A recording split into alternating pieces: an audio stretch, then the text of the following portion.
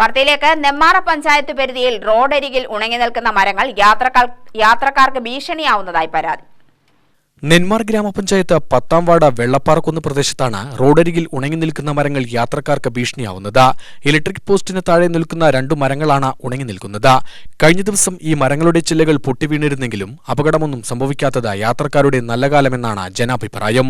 നിരവധി വിദ്യാർത്ഥികൾ ഉൾപ്പെടെ യാത്ര ചെയ്യുന്ന പാതയിൽ ഉണങ്ങി നിൽക്കുന്ന മരങ്ങൾ മുറിച്ചുമാറ്റണമെന്നാവശ്യപ്പെട്ട് പലതവണ അധികൃതർക്ക് പരാതി നൽകിയിട്ടും നടപടിയില്ലെന്നാണ് ആക്ഷേപം. ഉടൻ തന്നെ മരങ്ങൾ മുറിച്ചുമാറ്റണമെന്ന യാത്രക്കാരുടെ ആവശ്യം ശക്തമായിരിക്കുകയാണ്.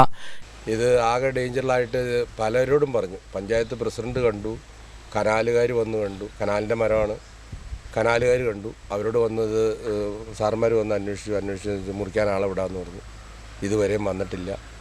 അപകടം ഇതിൽ ഇഷ്ടം പോലെ സ്കൂൾ പിള്ളേർ പഠിക്കാൻ പോണതാണ്, മറ്റേ വണ്ടികൾ പോകുന്നതാണ്. അവരാരും വന്നിട്ട് ഇതിന് തീരുമാനം ഉണ്ടാക്കിയിട്ടില്ല. അപ്പോൾ എത്രയും വേഗം ഇത് മുറിച്ചു മാറ്റിയാൽ നന്നായിരിക്കും എന്നുള്ളതാണ് ഞങ്ങളുടെയൊക്കെ അഭിപ്രായം. UTV news, Palakkad.